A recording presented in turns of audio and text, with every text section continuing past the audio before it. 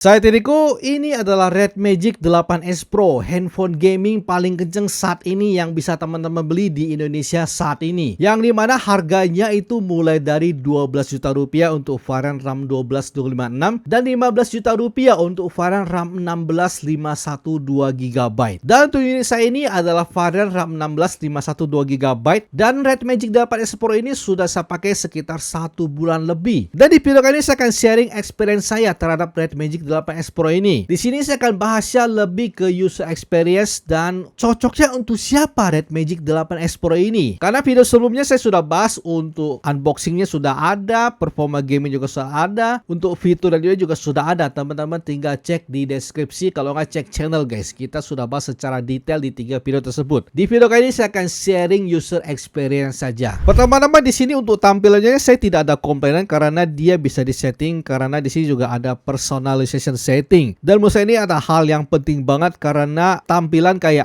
icon itu penting banget guys ya. Karena kalau icon tidak bisa diubah, shape-nya nggak bisa diubah, itu kadang bikin handphone tampil jadi agak kurang cantik, kurang elegan. Dan untungnya di sini bisa diubah di Red Magic 8S Pro ini. Jadi menurut saya ini sesuatu hal yang positif banget. Dan di sini juga banyak banget untuk masalah isu debu di kipasnya, ya kan? Yang tadinya menjadi suatu kelebihan menjadi sesuatu hal yang jadi was-was. Karena banyak banget yang takut bahwa kipasnya ini bakalan kemasukan debu. Dan memang benar di sini bisa teman-teman lihat untuk kipasnya ini di dalamnya itu sudah ada setitik debu, guys. Dan buat teman-teman yang takut, ada solusinya kok untuk masalah debu di Red Magic 8S Pro ini. Teman-teman tinggal beli filter speaker debu guys. Teman-teman tinggal cari aja di marketplace, di Topet maupun di Shopee. Itu ada yang jual guys. Di sini saya juga sudah beli juga. Jadi teman-teman yang takut itu tinggal ditempelin saja ke lubangnya. Jadi untuk masalah debu harusnya udah ke fix ya. Dan kalau teman-teman tertarik itu linknya sudah saya taruh di deskripsi juga untuk filter debu ini. Dan selama saya pakai, apakah ada keluhan untuk UI-nya? Di sini so far tidak begitu ada banyak bug-bug yang aneh-aneh. So far sangat nyaman-nyaman saja. Untuk multitasking juga berjalan dengan sangat baik. Tidak ada aplikasi yang gejala force close juga tidak ada. So far sangat oke banget. Cuma di sini selama pakai cuma ada satu aplikasi yang cukup tidak bisa berjalan dengan sangat baik, yaitu di Instagram saja. Karena untuk Instagram ini beberapa kali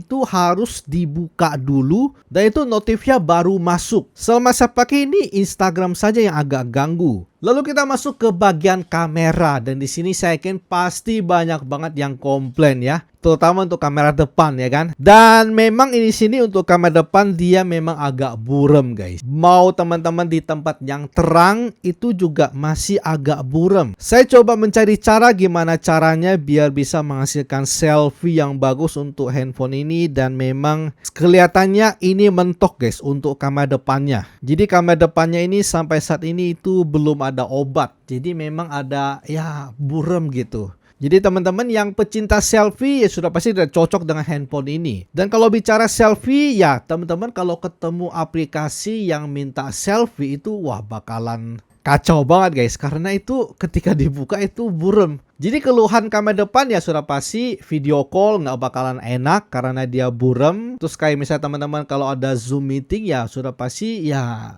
ini nggak cocok gitu karena buram guys, bisa diketawain kali sama teman-teman kalian yang di Zoom meeting ya kan. Dan itu guys, jadi handphone ini ya teman-teman yang sering kepake kamera depan itu harus ya jadi perhatian kalian gitu. Tapi kalau untuk kamera belakangnya ini bisa dikatakan bagus banget, terutama untuk kamera utamanya 50 megapiksel dengan sensor dari Samsung itu kualitas fotonya bagus guys. Bahkan di channel K2G itu dia ada compare dengan Asus ROG untuk hasil foto kamera belakangnya. Kamera utama itu lebih bagus di Red Magic ini dibandingkan Asus ROG. Jadi memang kamera utama, kamera belakangnya itu bagus banget. Saya juga sudah jepret beberapa kali. Nah itu hasilnya memang sangat memuaskan guys untuk kamera belakangnya. Apalagi ini untuk sebuah handphone gaming ini hasilnya bagus. Ini adalah sampel perekaman 4K 60 fps dengan Red Magic 8S Pro.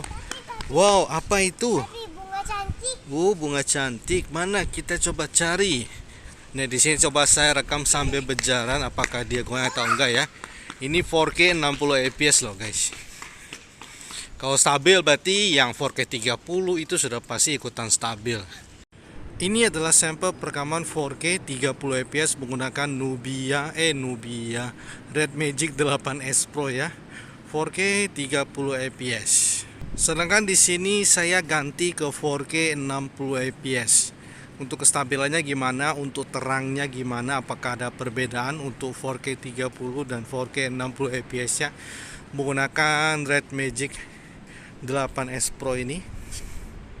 Dan kalau berbicara gaming, sudah pasti handphone ini sangat puas banget. Alasan kenapa seseorang beli handphone gaming itu satu guys, pengen lebih jago lagi. Makanya di sini saran saya, siapa yang harus beli handphone gaming adalah orang-orang yang pengen lebih jago lagi untuk main gamenya. Karena selama ini ketika saya pakai handphone buat gaming, itu memang nambah guys. Responsif kita itu nambah. Pertama itu dari kualitas layar sentuhnya, yang dimana itu sangat enteng banget. Teman-teman yang pemain game pasti tahu lah, kualitas layar sentuh yang sangat enteng banget itu bikin sesuatu hal yang berbeda guys. Beda dengan handphone-handphone murah lainnya. Baik di rank harga 5 jutaan, 6 jutaan itu beda guys. Dari sini teman-teman yang pengen jadi lebih pro lagi, ya memang harus beli handphone gaming. Terutama kayak misalnya kayak teman-teman kayak contohnya main Mobile Legends lah, PUBG lah. Itu beda guys. Teman-teman main pakai handphone ini, terus kalau teman-teman bandingkan dengan handphone lain yang misalnya kayak Poco F5 lah, Xiaomi 12T gitu, jauh guys. Nah, tentunya itu berasa banget bedanya. Feel responsif itu beda banget. Makanya saya bilang di sini untuk teman-teman yang ngeluarin budget